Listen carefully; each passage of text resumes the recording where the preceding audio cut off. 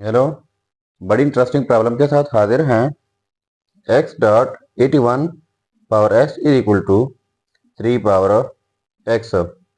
इसमें find out करना है x कि x की क्या कीमत है। अगर आप जीनियस हैं तो मेरे सॉल्व करने से पहले आप ज़रूर कमेंट कीजिएगा। अगर आप जीनियस नहीं हैं तो वीडियो को एंड तक देखना होगा। चलिए अब हम स्टार्ट कर लेते हैं।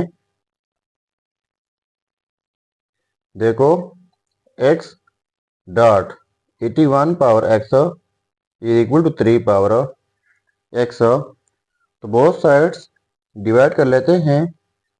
3 पावर x इस साइड से डिवाइड बाई 3 पावर x, फिर इस साइड से डिवाइड करना होगा 3 पावर x। तो ये 3 पावर x और ये कैंसिल आउट जाएंगे, तो हमारे पास रह जाएगा x डॉट, यहाँ पर पावर में x है और यहाँ पर पावर में x है, तो हम लिख लेते हैं 81 बाई 3 होल पावर x हम लिख लेते हैं। ठीक है, क्योंकि ये पावर जो है 81 के ऊपर भी है और 3 के ऊपर भी है, इज इक्वल टू, और ये कैंसिल आउट हुआ है तो ये यहाँ पर 1 रह जाएगा। ठीक है, इसके बाद x डॉट, इनको कैंसिल आउट कर लेते हैं। 3 वन दर 3, 20, 3 दर 27, 3 दर ये हो जाएगा 81, यानी यहाँ पर 27 पावर x रह जाएगा इज इक्वल टू 1। अब बोथ साइड्स डिवाइड कर लेते हैं x से।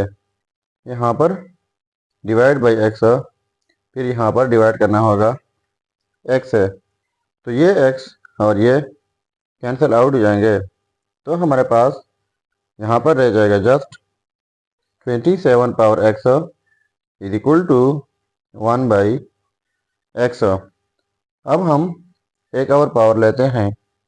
इस साइड से पावर लेना होगा 1 बाई x, फिर इस साइड से पावर लेना होगा 1 बाई x। तो इनके लिए हमारे पास एक रूल है, यह है कि जब एक बेस के ऊपर दो पावर्स हो तो दोनों पावर्स आपस में प्रोडक्ट होते हैं। तो यहाँ पर 27 पावर x दूसरा हो 1 बाई x, तो ये दोनों पावर्स प्रोडक्ट करके इस रूल के मुताबिक ये कैंसिल आउट जाएंगे, यानी यहाँ पर रह जाएगा 27 is equal to 1 by x and whole power 1 by x।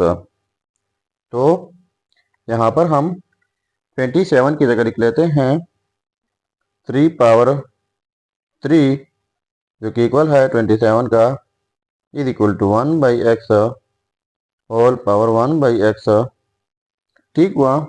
अब इनके लिए हमारे पास एक और रूल है, वो यह है a power a is equal to b power b, यानी यहाँ पर जो बेस हो पावर वही, यहाँ पर जो बेस पावर वही, बीच में इक्वलिटी हो, तो इस सूरत में एक ही जोड़ा लिखा जाता है। तो यहाँ पर भी सेम सिचुएशन है, 3 power 3 is equal to 1 by x power 1 by x, तो ये हो जाएगा 3 is equal to 1 by x. तो यहाँ पर मल्टीप्लाई कर लेते हैं x, फिर इस साइड से मल्टीप्लाई करना होगा x, ये कैंसिल आउट, तो ये हो जाएगा 3x इज इक्वल टू यहाँ पर जस्ट 1 रह जाएगा। अब डिवाइड कर लेते हैं बोथ साइड्स 3 से, इस साइड से डिवाइड बाई 3, इस साइड से डिवाइड बाई 3, ये cancel out, so x is equal to हमारे पास ये हो जाएगा 1 बाई 3। सो ये रहा हमारा फाइनल रिजल्ट। अब अगर इस रिजल्ट को हम वेरीफाई करना चाहें कि वाकई ये रिजल्ट ठीक है या गलत है, तो मेन प्रॉब्लम में x की जगह 1 बाई 3 पुट करके अगर ये आपस में सेम आता है तो ये रिजल्ट ठीक होगा। चलिए अब हम इनका वेरिफिकेशन कर लेते हैं। अब देखो, ये है हमारा result, x is equal to 1 by 3। अब हम इनका वेरिफिकेशन कर लेते हैं। सो वेरिफिकेशन, x की जगह 1 बाई 3 डॉट 81 है, पावर में x है, तो पावर में x की जगह 1/3 इज इक्वल टू 3, पावर में x तो पावर में 1/3, ठीक है। सो 1/3 डॉट 81 की जगह लिख लेते हैं 3 power 4 whole power 1/3 is equal to 3 power 1/3, ठीक है। सो 1/3 डॉट 3 पावर, दो पावर है पावर में 4 एंड 1/3, तो ये हो जाएगा 3 power 4/3 is equal to 3 power 1/3, ठीक है। अब ये 3 जो है ये डिनोमिनेटर में है इस तरह, यानी 3 पावर 4/3 ये डिवाइड में हम लिख सकते हैं इज इक्वल टू 3 पावर 1/3। अब यहाँ पर पावर में 1 है, ये सेम बेसिस है, तो एक ही बेस हो जाएगा 3, पहले न्यूमरेटर का पावर 4/3, ये फिर डिनोमिनेटर का power 1 is equal to 3 power 1/3, ठीक है। अब देखो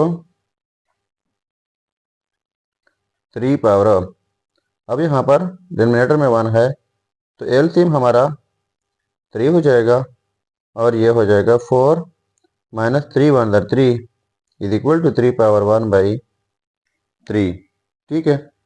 इसके बाद 3 पावर 4 माइनस 3 ये हो जाएगा 1/3 इज इक्वल टू 3 पावर 1/3, इनको हम लिख सकते हैं इन क्यूब रूट ऑफ 3, और यहाँ पर ये भी हो जाएगा cube root of 3 is equal to cube root of 3। तो देखो ये आपस में सेम आ गए, तो इसका मतलब ये हुआ कि रिजल्ट जो है x इज इक्वल टू 1/3 ये 100% ठीक है। तो ये था हमारा प्रॉब्लम। अगर चैनल पर नए हैं तो सब्सक्राइब कीजिएगा। मिलते हैं नेक्स्ट वीडियो में। अल्लाह हाफिज़।